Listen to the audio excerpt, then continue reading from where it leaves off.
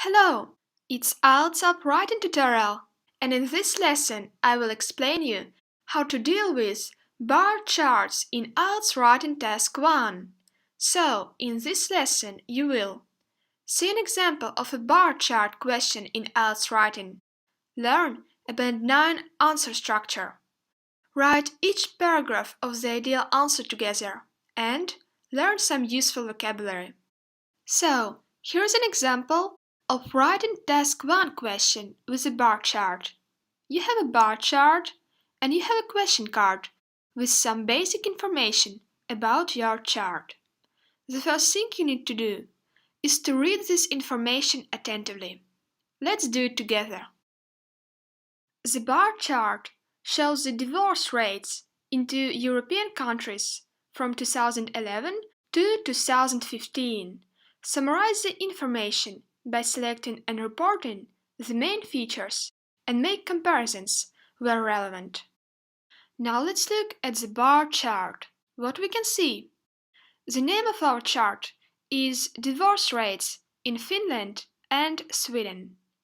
Down the vertical axis, we have the percentages, and along the horizontal axis, we have the years.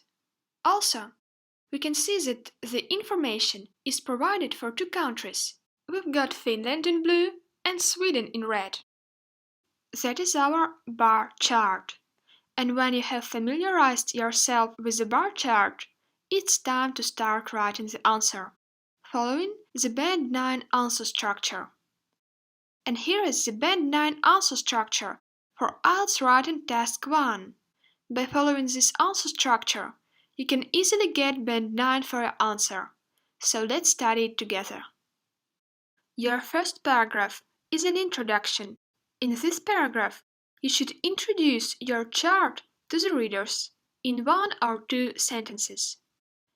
Then, you should write an overview paragraph. In this paragraph, you should describe some general trends and features of your chart. Next, you should write about specific features of your chart in 2 or 3 separate paragraphs. And don't forget that your goal in Ielts Writing Task 1 is to describe the presented information in a very clear way, not to give your personal opinion. So don't write a conclusion in Task 1. Now you know the answering strategy. So let's start writing our Band 9 answer. And our first paragraph is an introduction. The introduction is 1 or 2 sentences where you simply paraphrase the information from your question. You should mention 2 things in your introduction: what your graph shows and for what period of time. So, instead of writing, the bar chart shows the divorce rates in 2 European countries from 2011 to 2015, we should write a paraphrased version of this information by using synonyms. And here is how I wrote it. The bar chart provides information about the percentages of divorces in Finland and Sweden between 2011 and 2015. You can notice that I did not change the name of the chart, and you should never change the name of your graph too. Remember, table is a table, bar chart is a bar chart, and line graph is a line graph, so I kept the bar chart. Next we have the verb shows, and verbs can always be paraphrased. In our case, the verb shows was replaced by provides information about. We could also use such synonyms as represents or illustrates. Instead of the phrase divorce rates, I use the phrase percentages of divorces. After that comes the phrase in 2 European countries. Since it's always good to be specific in your introduction, you should try to grasp some extra information from your chart. What are those 2 European countries? Do we know? In fact, we do! Those are Finland and Sweden. So we'll use this information in our introduction by writing in Finland and Sweden. Then we have the time period. we have paraphrased from 2011 to 2015 and written between 2011 and 2015. And that's all with our introduction. It is clear and specific, and it says what our graph shows and for what period of time. So when the examiner starts reading our essay, he will quickly get familiar with the bar chart. Now we move on to the second paragraph, and our second paragraph is a general overview. It is a very important paragraph, and you must provide the overview to achieve a band 6 or more for your task 1. In the overview paragraph, you should briefly describe major trends on your chart. Ideally, you should describe from 2 to 4 key features. Never write numbers, percentages, or dates in the overview.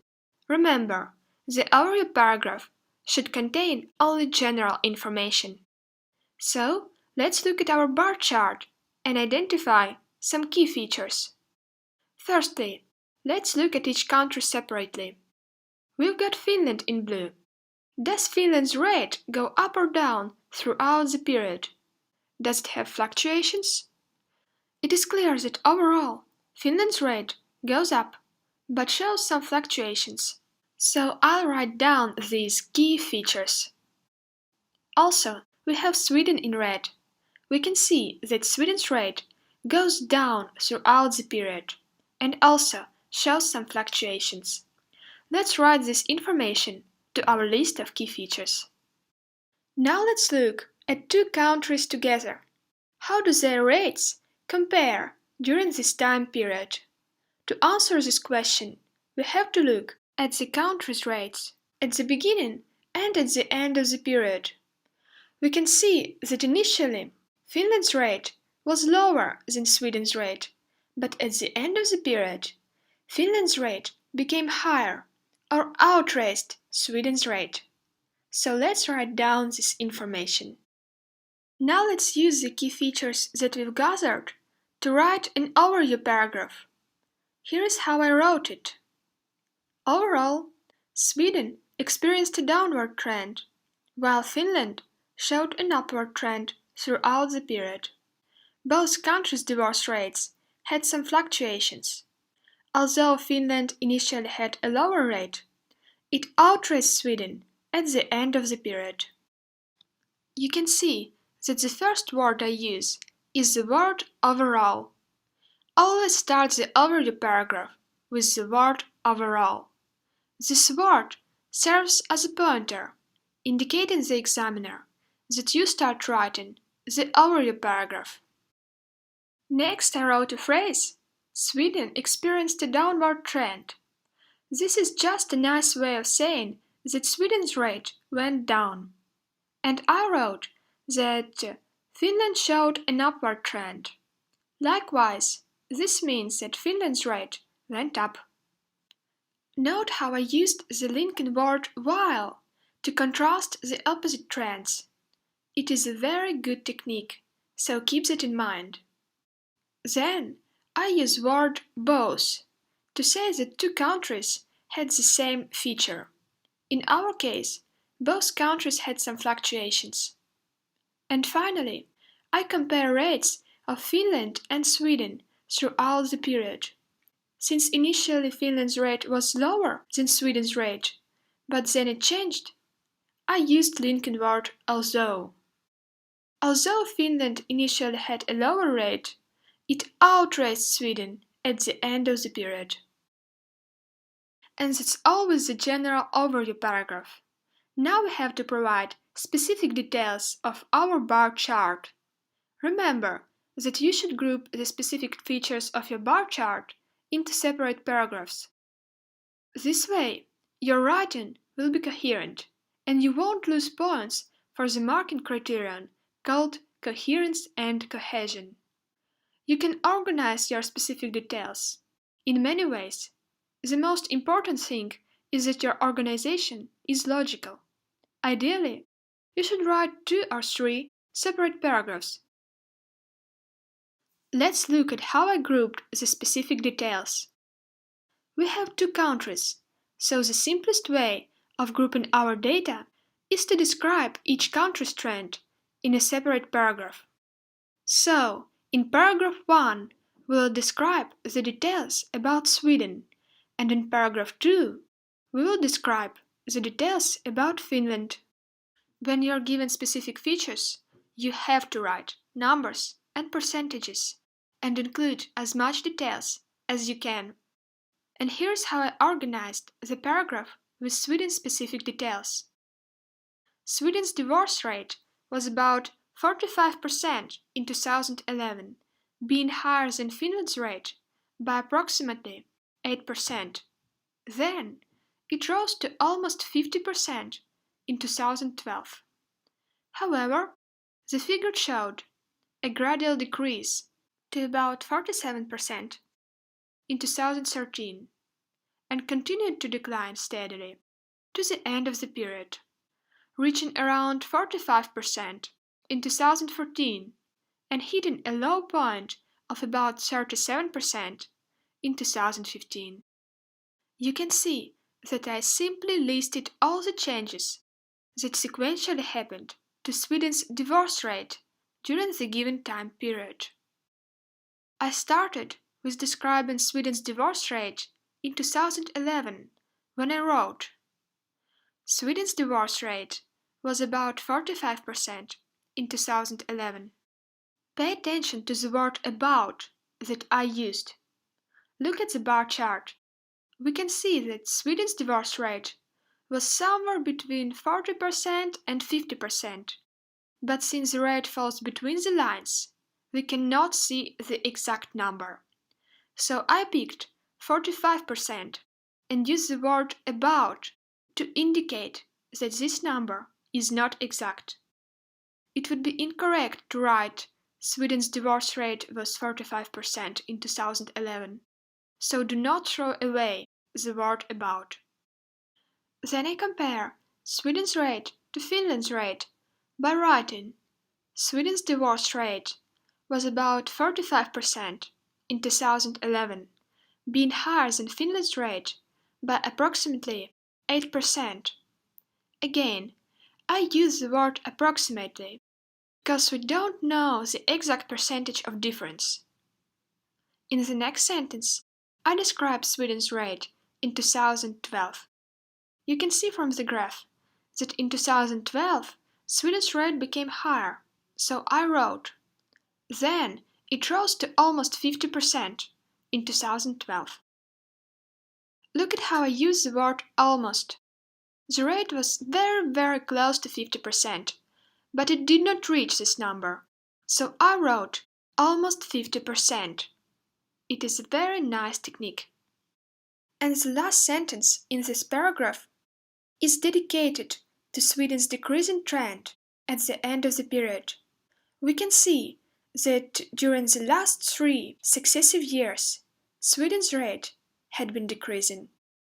So I combine this information in the last sentence by writing, however, the figure showed a gradual decrease to about 47% in 2013 and continued to decline steadily to the end of the period, reaching around 45% in 2014 and hitting a low point of about 37% in 2015.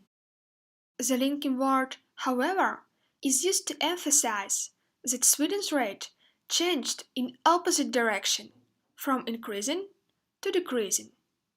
Also, you can see that all the percentages I indicated are not exact, so I used words around and about. And finally, pay attention to the expressions that I used, hitting a low point of about 37%. When graph hits a low point of X%, it means that the graph reaches its lowest number. And this phrase is a great way of indicating what was the graph's minimum and in what year. That's all with our first paragraph with specific features. And now we move on to the second paragraph with Finland's specific features. And here is how I wrote it. percentage of divorces in Finland was less than 40% in 2011, and it decreased in 2012, when about one-third of marriages in Finland ended with a divorce, as opposed to almost a half in Sweden. However, the figure experienced a steady growth during the next 2 years. It rose to approximately 39% in 2013, then increased by around 3% in 2014, and remained steady for the next year, outracing the rate of Sweden. Just as well as in the paragraph with Sweden's specific features, I organized this paragraph by listing changes that happened to Finland's rate from 2011 to 2015. So, in the first sentence, I described Finland's rate in 2011 and 2012, when it was decreasing. Then, from 2013, Finland's rate changes in opposite direction. It starts increasing, so I start the next sentence with the word however and say, however, the figure experienced a steady growth during the next 2 years. In my last sentence, I describe the changes that happened to Finland's rate from 2013 to 2015 in detail. You can see that I use words approximately and around to show that I describe percentages which cannot be told exactly from the graph. Great! That's all with our second paragraph with specific features. So, we have finished our Band 9 answer. Now you can look at the whole answer, with all paragraphs put together. Thank you very much. I hope you enjoyed this lesson, and see you soon in another Ielts Writing tutorial.